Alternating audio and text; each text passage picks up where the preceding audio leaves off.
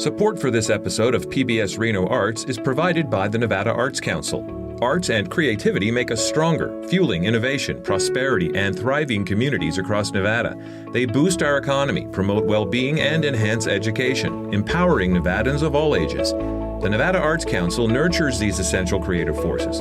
Together, let's elevate the arts in every corner of our great state. More at nvartscouncil.org. This is PBS Reno Arts. From the studio of PBS Reno, I'm Dave Santina, coming to you from Reno, Nevada. And today I have Kris Vagner. Kris, hi. Thanks for coming in. Hi, Dave. I'm glad to be here. I appreciate you giving me some time. You have, I was just saying, you have been on every podcast I've heard in this town. So now I think this was the last one. I feel like you've completed the loop. I've got my passport all completed. That's right. You can get your stamp on the way out. For PBS Reno Arts, it's to me obvious that you would be a great guest because you're the founder of Double Scoop. This is a digital arts news source. You started it in 2018, and it's now grown statewide. You've got statewide content in there. You call it Nevada's go-to source. I've seen on the website, and I think that it absolutely has become that. And also managing editor for Reno News and Review, which is, for those who don't know, the independent newspaper still in print and online. You're in both places, which is nice to know. So all these things you're doing, and thinking about the arts and thinking about your path through all of this, you created Double Scoop before you went to the News and Review, and I was just reading a little bit. That it started up in 2018, and that was during a different, the environment's constantly changing, but it's a lot of work to start an endeavor like Double Scoop. What was the environment like that generated that effort? In 2018, the changes had already been happening to the media, all of the media, all the news media, for a long time. A lot of news outlets were shrinking. I was seeing a lot of news outlets doing less arts coverage and less serious arts coverage. And every media outlet has to make hard decisions. Sure. It has just been hard times for a while now. Right. But meanwhile, I saw the arts community growing. And I had been an arts reporter for quite a while. I've actually been working with the News and Review in one way or another as an editor or freelancer since 2004. So I could see from my point of view that there was so much going on in the arts. The coverage had been declining for a while, and I was afraid it was going to decline more. And I always wanted to have a statewide arts publication. I was inspired originally by Kirk Robertson, who ran the Arts Center in Fallon. I remember that name. He used to run this cool little newspaper called Neon, and he would send it out to everybody in the state who signed up for his mailing list. And I was always inspired by that little newspaper. I thought it was fantastic. And that was a little bit more academic maybe than what Double Scoop does, but it was just always in the back of my mind. I want to follow in those footsteps after that publication closed. And then quite a while before 2018, the Sierra Arts used to run a little newspaper, a little local art newspaper. So, and that closed, I don't know when, 2008 or 9 or something. Yeah, now that you mention it. Remember that? I think I remember it. It was called Encore. Yes, I absolutely remember it, yeah. So not only are mainstream media outlets covering art less, but the two art publications we used to have were gone. There had been a couple of really good art blogs in Vegas, and they died out. And actually, just to give Vegas credit, there are a couple of really good art publications there now. So I had always wanted to do this. I was in a graduate journalism program in 2018 here at UNR, and this was my final project, my thesis project. And it's still around. My intention was to make it a permanent endeavor, a publication that would last, and we're coming up on 6 years. That's pretty impressive. 7 years. Correct me if I misinterpret or misunderstood. I imagined that you started it locally and it grew statewide, but it sounds like maybe it was always intended to be statewide.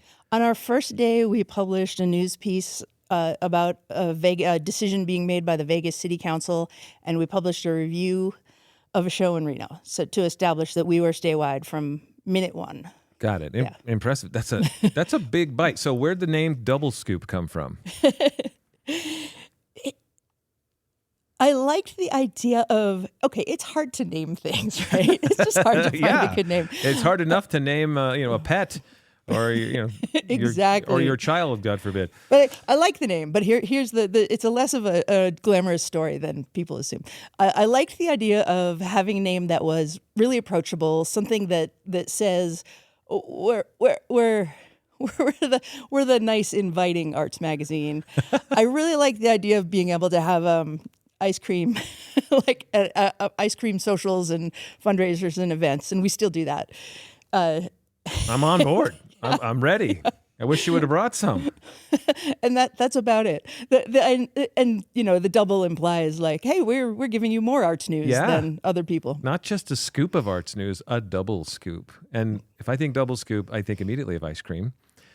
And I'm all in. In. So yeah, it's a very appealing name, and I just always loved it and thought, it felt semi cheeky, but also fun and just like something that you would want to gravitate towards. So yeah, as long as it didn't say we are the Ivory Tower, I was good with it. Right. And we kind of ran with it. We do an annual event, a little arts festival at the Holland Project every September 27th. Mark your calendars. And one of the defining features of this event is all the free ice cream you want to eat. Nice. I'm writing this down. September 27th. You just said free ice cream. I'm writing this down. We'll see you there. Excellent. At the Holland Project. Okay, I'm going to try to remember to come back to that and reference that at some point before that event comes, so we can get some bodies down there. And that's a nice cross over with Holland. You've got that sort of next generation of artists coming up at the same place that you're doing your event. Yeah, exactly. They're oriented towards youth arts and younger artists, but they also are a great location where you'll see all kinds of artists, like from in town. You'll see older veteran art folks showing their shows there, and people from out of town and music from out of town. They're just incredibly diverse. Yeah. So we love working with them. Yeah. Yeah. If you're listening to this and it's late May or early May, keep your eyes out for an artifacts story on the Holland Project's anniversary event that they've got coming up. We're going to try to cover that for artifacts. So we cross over. Oh, by the way, those who listen or who read our Art Views columns, you're a former Art Views columnist, and your stuff's still on the website. So if anybody wants to read that, it's still up there, and you write it. You happen to be a good writer. Who knew? Some of these artists are, they're multi-talented. So Double Scoop's been now almost 7 years. So is the mission the same? How do you describe for people who, what the mission of Double Scoop is today? We set out, and by we, it was I to begin with, plus a few really wonderful freelance contributors. But I set out wanting to establish the go-to source for both news for arts industry people. So I wanted it to be an industry publication. So if you want to know where to get a mural commission or where to show your work, like you can find that out on our site. We have all that news.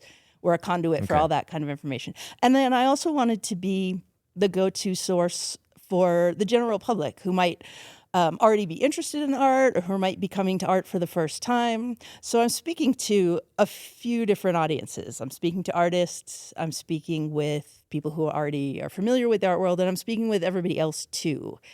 And after maybe 2 or 3 years, we felt that we could stop saying we would like to be the go-to source for Nevada arts news and commentary, and we felt okay saying we are the go-to source for Nevada arts news and commentary. Yeah, that's fair. And I mentioned I read one of the things I liked about the mission that's printed on the site is that you treat arts writing not as an elite endeavor, but as a means for connecting members of the community with the arts and with each other. Right. I mean, to me, that's what's so wonderful about art is in one way or another, our artists are dealing with the same issues, the same thoughts that everyone else is dealing with. They're dealing with it in this field. So if there are issues going on around, say, like development or gentrification or social justice, whatever is in the air, that's what artists are addressing. And we wanted to always be clear about that. Like this isn't like haughty stuff that you can't access. This is just a type of conversation about what's going on in the world right now. Yeah, yeah, and so their way of expressing themselves in response to it is, in some ways, more appealing to engage with than just straight prose. Sometimes, yeah, that's another great thing about artists. They come up with different languages for things, different ways of expressing things, of looking at things. Yeah, I love it. So the mission continues. So Double Scoop, you write still for Double Scoop as well, right? Oh yeah, I sure do. Whenever we need something by me, there's something by me. But I have all kinds of freelancers from all over the state. Like we have an Elko correspondent who's an architect who works in Elko. Nice. We have a few artists and magazine writers from Las Vegas. We have several people from Reno. Like sometimes some artists, some people who come from journalism, some people who do news. But yeah, I'm still on there. You'll just see my byline once in a while. Yeah. Well, and you're doing that, and you're also managing. You're the managing editor for Reno News and Review. So do those two journalistic endeavors ever cross over? Do you share any stories or content or ideas between the two? Yes, we do. We have a partnership. You'll see some art content about Reno art specifically. You'll see it on Double Scoop, and then you'll see it published in the News and Review again. Cool. Okay. That'll happen. I asked that question with a fair idea of the answer, because I'm pretty sure I've seen some theater reviews by Jessica Santina appear in both places, or some reviews of some content. It's her. She does arts. She does great profiles on visual artists, and sometimes you'll see those published in both places. That's what it was. Yeah. Visual artist profiles. Got it. Do you do criticism in Double Scoop? I know there's some in News and Review, but I don't know about Double Scoop. Yes, yeah, you'll see some reviews, you'll see some critiques, and that's an interesting thing. So we like to be part of a conversation that is kind and uplifting and encouraging, but you also want to be honest. And if you see a problem, you want to be able to call it out. Like we're a free independent press. That's what we do. So the whole idea of criticism in a small city art community is really interesting. But we have called out larger institutions on occasion. So you won't see Yelp reviews of an art show. Sure. You won't see us being snarky at artists. Right. We try to be kind. But yeah, you'll see some interesting thinking about art, and sometimes about the problems with art. I like on it. our site. Yeah. I think that's important to have that. It's the value is there after, if you create some values, right? So it's not all equally wonderful or equally awful. You've got to have some gradation there, I guess is the word I'm trying to make up. But it sounds somewhat like what I was hearing recently. I had Jessica in as a guest, and not long ago, and we talked about that. How to write about local art and do it in a way that is fair, but also not blowing smoke, right? If you try to call it as you see it, but you're not trying to be hurtful or negative. You're just trying to be honest. Exactly. Yeah. Exactly. And maybe it's not fair that we came here to talk about Jessica's work, but I have to say she is the absolute master of being able to point out a problem from a point of view of a person who understands how challenging it is to do theater, how challenging it is to try to, meet certain mark or convey a certain thing on a stage. So she's talking about, often when she talks about how something didn't go perfectly, she's talking about that with an amount of compassion that someone has who really understands how hard it is to do that thing. Yeah, for sure. Which I appreciate, and I advise all my writers to follow her lead. Right. The previous segment was in no way paid for by Jessica Santina or her husband, who is the host of this show. It was a simple accident, and it happened to come out and is natural. So there. All right. Thank you. Well, that's very kind of you to say. So now it's been almost a decade of Double Scoop, and before that, you were already reacting to the dearth of arts reporting. How has arts journalism developed, changed over the last decade or so? There continues to be less of it. But I don't want to discount the efforts of some local media outlets. Like you'll see some arts coverage in This Is Reno. You'll see a little bit in the Gazette, the Reno Gazette Journal once in a while. You'll see, the student media outlet, Our Town Reno? Yes. It's in the journalism department Yeah. here. They've done some good arts coverage, like some good artist profiles.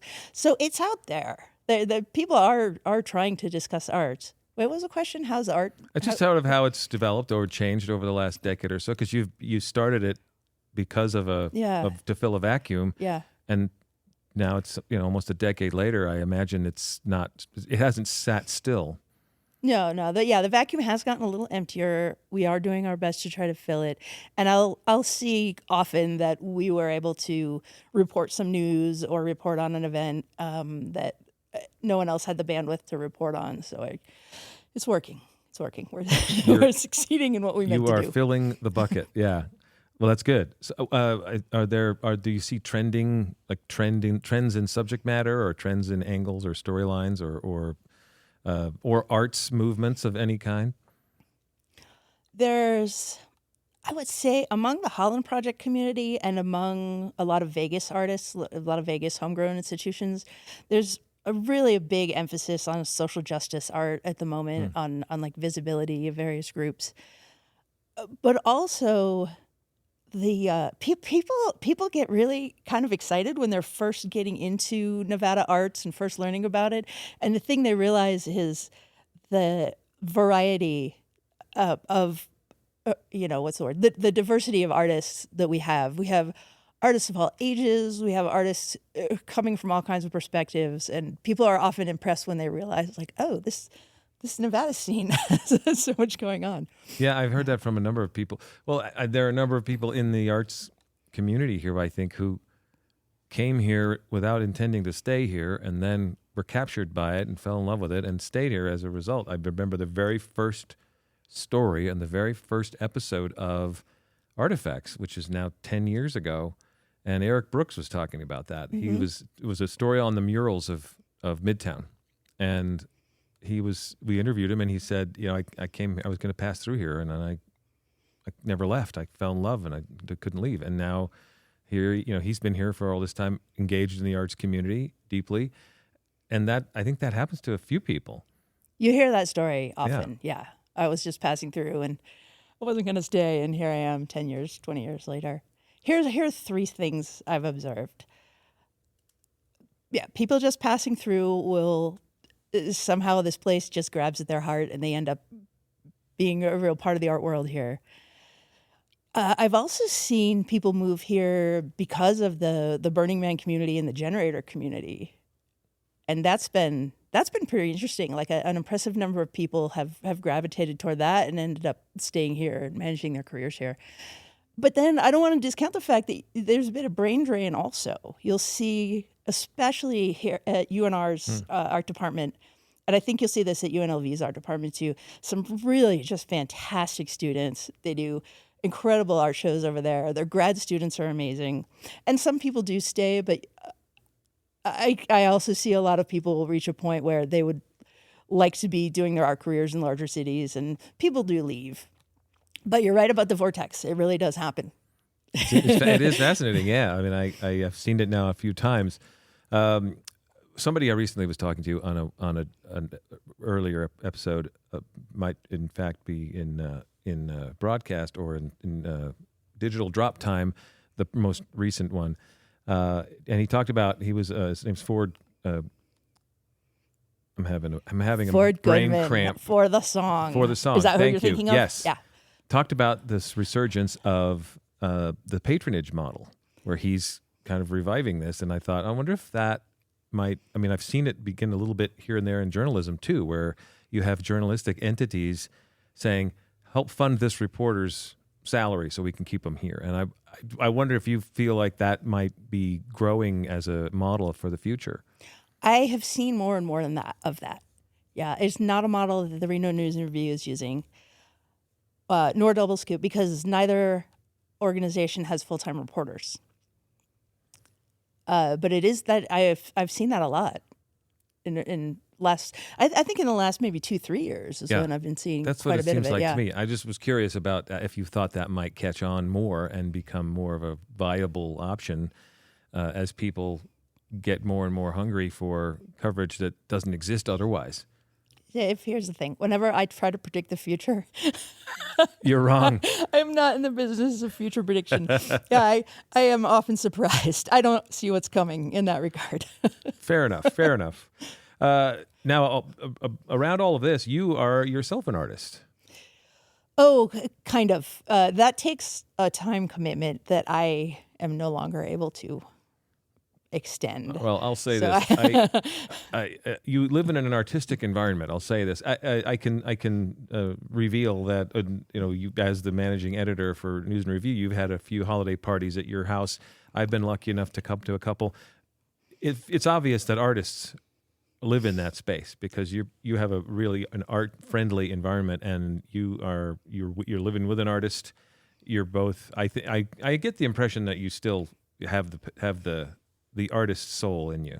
You make a good point. Most things in our house are handmade. Oh, absolutely. If there's an excuse to make something, I'll do it. If a large art team down at the generator needs a hand working on something, I'm in and I'll work on it. Or if they need a hand, backing up a fundraiser, I'll go cook for it. Yeah. If there's a birthday present or a Christmas present to be made, I can whip up a little ceramic thing or. Yeah. But, being a professional artist takes all of your time. I believe it, yes. And that running 2 news organizations also takes all of your time. All of your time. I don't have my hands in art materials as much as I would like. Okay. But I imagine there's still some work happening over there. Maybe not you, but maybe your partner there may be doing some work and creating some new art. That's always happening. Yeah. Good. Okay. Love it. Do you want to give him a shout out? Yeah, I'll give him a shout out. He's Jerry Snyder. He's with the Generator, and he is working on a really fun project for Burning Man this summer. It's this series of, there are these big lanterns, and it's faux stained glass. It's actually kind of a plastic. It's not stained glass. But you get a church stained glass kind of feel from the images, and they're images of past Burning Man sculptures and past Burning Man events that everyone loves to see. Yeah, so he's making that. He's at the Generator a few nights a week. I love it. You should come see it. That sounds really cool. Yeah. Well, maybe a future story for an Artifacts, or maybe I can just get him to come and sit and talk to me in here for a while. Oh yeah. That'd be fun. Or if you want to see it without getting dusty and dirty and spending a lot of money on Burning Man, the Generator does a Playa art preview in August. And that's cool because you can go see a lot of work that's going to the Playa without having to invest all that time. Nice. I like that. I like that a lot. The non-dusty version of Burning Man. I'm in. I've long had an aversion to the silt, the constant dust, and so I think it's kept me at a distance from it sometimes. And I know it's an amazing experience, and the art is just outrageous. Knowing yourself is half the battle, I think, of getting through life intact. And if you don't like the dust, you might want to do something else. Yeah, we'll see.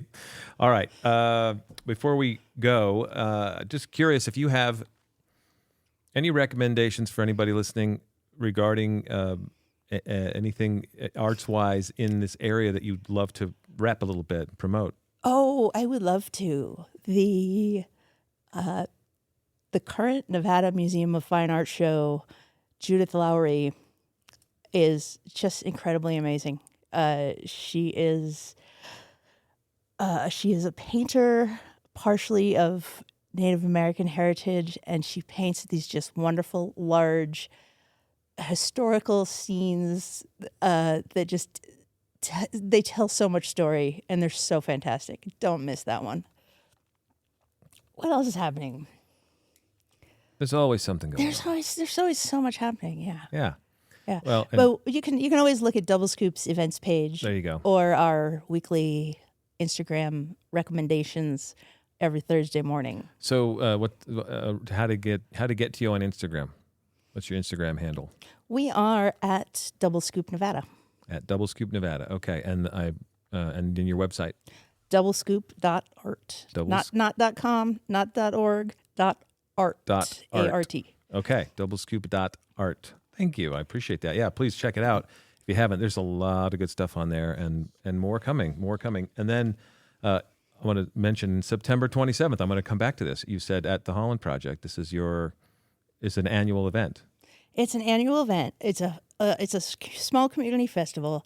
And the idea is if you are looking to connect with the art community and you're just not sure where to find it, you can find it at this event. We'll have arts organizations there. And in Reno, we don't have a gallery district. If you just landed from out of town and you were looking for the art scene, it's here, but it would take you some research to find it. It's all over. Yeah, you'd have to go up to UNR, you'd have to go over to the Generator, you'd have to go over to the museum, and you'd have to drive all around town, and you can do that. But it does make it a little tricky to get oriented in the art scene. So our goal was we wanted to give you one day a year where you can just come get oriented in one shot. Love it. Plus ice cream, plus all kinds of other fun stuff. Yeah, you had me at ice cream, but the rest of it sounds great too. All right. Well, hey, thank you so much for coming and giving me the time. I appreciate it. We've been working on this off and on for like a year. And so I'm glad it finally worked out where the schedule is linked up. So thank you. So glad for the opportunity to talk to you and your audience, Dave. Thank you. Beautiful. All right. So before we go, I want to remind everybody, watch Artifacts on PBS Reno via broadcast, stream, or pbsreno.org, the PBS Reno YouTube channel, or the PBS app, and also read art views at pbsreno.org. Remember now, Kris's stuff is still on there from when she was writing before, so go check them out because they're still relevant. Now, do you have a question or maybe a comment or a suggestion? If so, please send those to me at podcasts@pbsreno.org. My thanks to Kris Vagner, and I want to say thank you for listening to PBS Reno Arts.